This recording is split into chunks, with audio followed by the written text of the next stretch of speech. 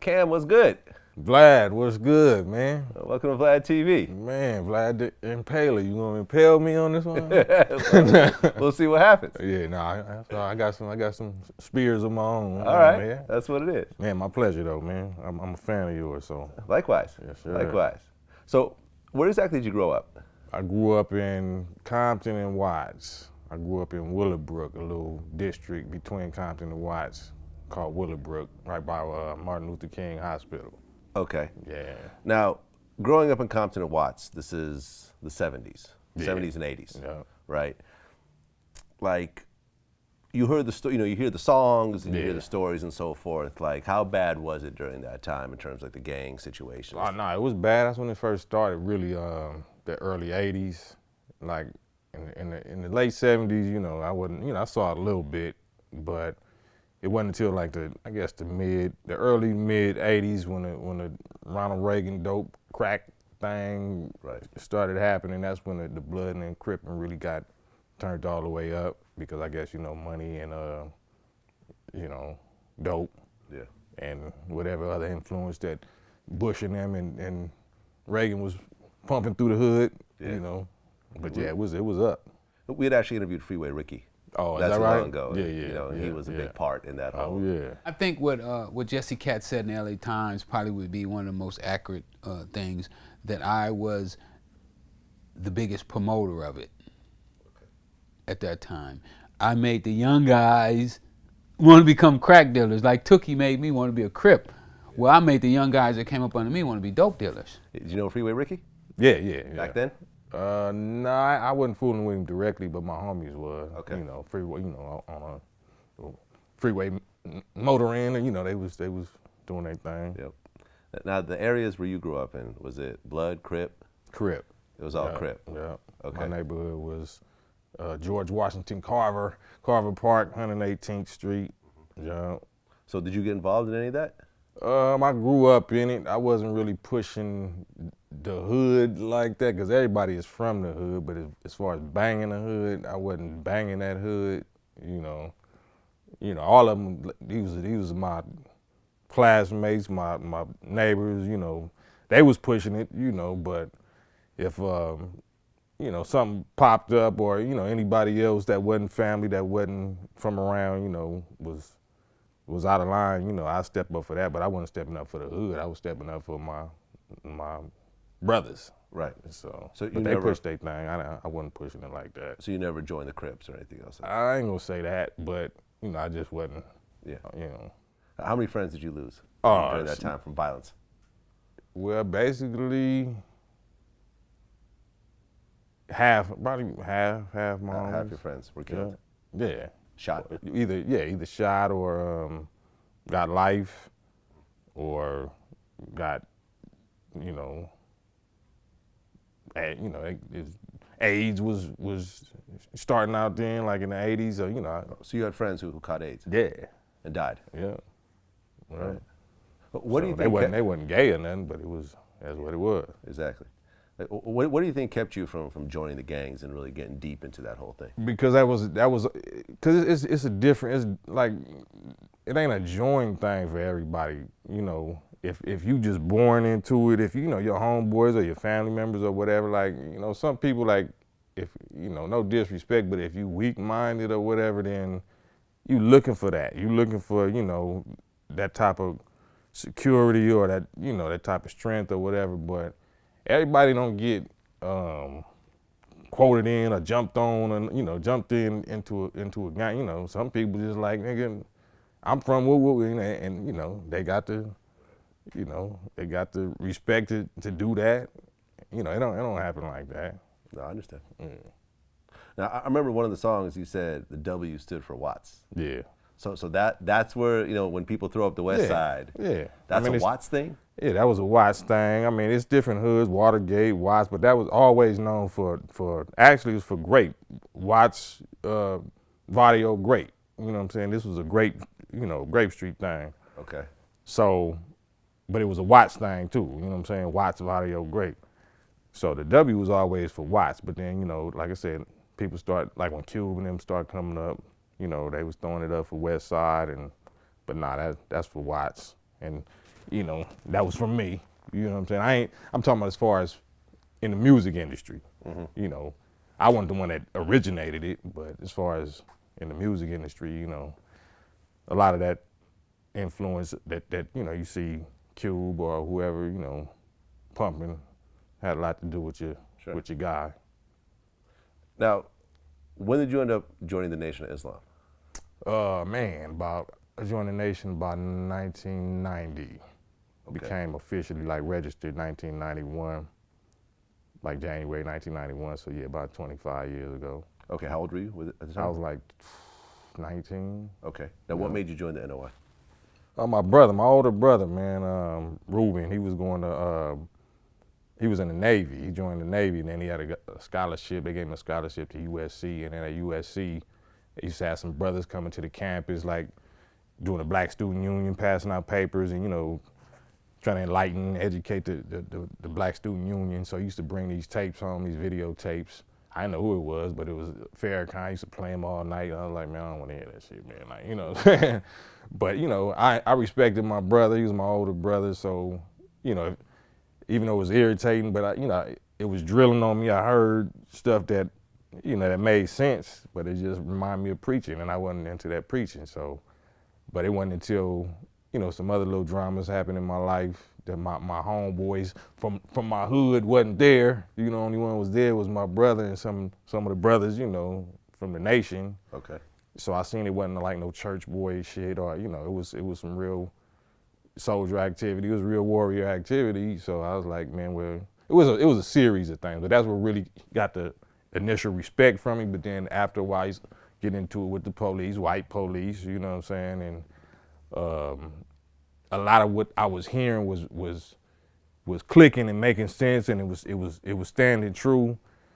So I was getting into it, like I said, with the police and different things. And one thing in particular, where they, you know, we actually got into it with the police, and, you know, they tried to kill me. You know what I'm saying? Open my head up and some other things The up. police tried to kill you? Oh yeah. What was the situation over? Well, I first, like I said, I was with my brother. I was like 18 or something, and I got kicked out the house, and my brother said, well, you know, you can come stay at the FOIs, the Muslim house, which is just the males, you know what I'm saying, the soldiers. And the very first day that that I stayed there, you know, in the morning, like before it get light outside, they work out every morning, do martial arts, so they was, you know, headed to the gym, like caravanning in a car to the gym. We got pulled over by the sheriffs I think it was on Vernon, Crenshaw and Vernon, something like that. And they just turned up on us and like, get out the car, you know, blah, blah, you know, like lay down and, you know. So they was sweating one of us, so we all, you know, everybody pulled over and hopped out, like, you know, get on the car, I mean, get on the ground. I'm like, ain't anybody getting on the ground, we just got up. You know what I'm saying? They start pulling out their guns and tasers, next thing you know, it was on. So, you know, I leave it like that. You know, they got broke. We got into it with them. You know what I'm saying? A fist fight? Yeah, it was more than that. It was weapons and all kind of stuff. But anyone get shot? I don't know. You don't know? But you don't recall? yeah, I don't recall. Okay. But once I was, because I had, you know, they locked us all up. You know, I was in the hospital ward. I was fucked up. You got shot? Nah. Stabbed? Well, there was no knives. They did something. Okay. And I did something, whatever. Okay. But but while I was in there, they did me so dirty, it did me so bad. What do you mean? When you were in the hospital? Yeah, the prison. I mean, in the county jail, County power. jail. Yeah, you know what I'm saying. Okay, because you got into it with the dudes who locked you up, essentially. With the police. I mean, the sheriffs or the whatever. sheriff house. Yeah, right. Yeah. So what happened when you got to prison? They were just like, you fucking niggas, or Allah, you know, was it worth it, you fucking, you know, like they was just like, oh shit, like this shit was real, like these motherfuckers really like on this devil shit, like, you know, and like really on some specific, like I didn't know nothing about it. This is my first day, so I don't know about the Muslim thing or nothing like that. They just going all the way up. I mean, like when they pulled you over, not you, but when they pulled your brothers over, Were you guys dressed like FOI? Nah, we had sweats. Everybody had on sweats. Okay, so they didn't know that you guys were NOI. Well, they did, because we identified it. You know, they identified themselves. You know, the ones that was the, you know, the ranking brothers, because it was all youth. It was youth, but it was a supervisor. You know, brother. You know, identified himself. I'm such and such, brother such and such, in Nation of Islam, and we, you know, on the way to do it. I don't know, fuck, you know what I'm saying? You motherfuckers, you know, like just all bad, because you know, wasn't nobody else out on the street, so. It was, I guess, target practice or whatever they, you know, whatever they do, however they had their fun that early in the morning. So, yeah, that's how that happened. But yeah, like I said, long story short, that and the other little series, I was like, man, if yo Allah, whatever, can get me out of this, because I knew it was all bad. I knew it was what I was headed for. I was on the aliens, you know, and you know, I was already lost in the little situation, so. They was doing me bad. They was, you know, beating on me, torturing on me, and all that shit. And then torturing you? Yeah. Like how so? You know, choking me out and all of that, and trying to smother me, or you know, just you know, little shit that, you know, they wasn't trying to kill me, but you know, just shit they know they wasn't supposed to be doing. Locking me up next to HIV little patients and transvestites and shit, bloody cuffs and shit, and making me share cuffs with them and shit. So, really? Oh yeah. Oh, so they were purposely fucking with you? Oh yeah. So I was like, man, these motherfuckers they really something. They really, so if Allah, you get me out of this, I promise, you know what I'm saying, I respect this and look into it, and I roll with it, and I can't go into how that happened, but you know, he got me out of it. So I've been keeping my word ever since. Well, what were you facing, like prison-wise, from that situation? Had it you know, blown trial, or had it gone all the way? I don't even know. Like I said, you know, because it was attempted murder. It was of course it was already like the little assaults on the police and all of that. But somebody recorded it, because like I said, I didn't even keep up with it. I actually, it was weird, but you know, I escaped.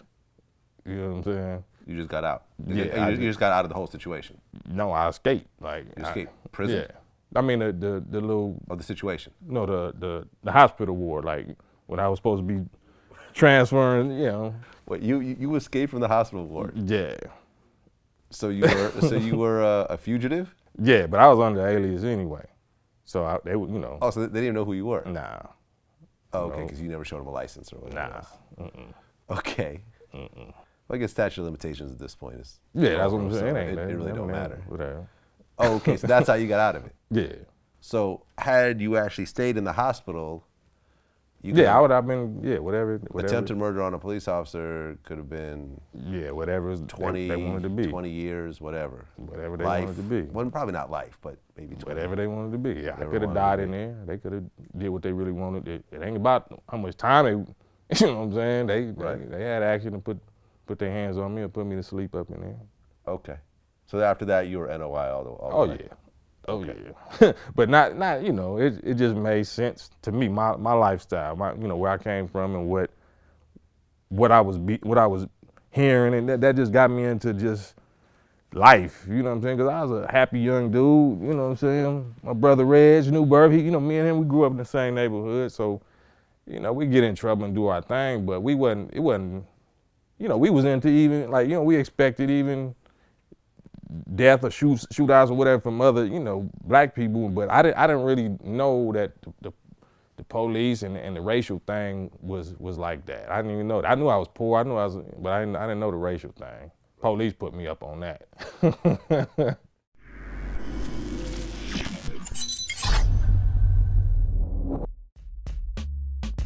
No pressure, you know what I'm saying? I'm just having fun with it. You know what I mean? I'm having fun. Like, this is what I do. I really do this for real. So it's like, I know I make the type of music, you know, that could spread out to the world, and I could be as massive, as big as an artist as, you know, the rest of the artists on Cash Money. It was unbelievable to me, but I know he messed it up a little bit once he said all the guns and stuff were fake, and he never did shit like that, and he worked a job, and he got his 2 parents, you know.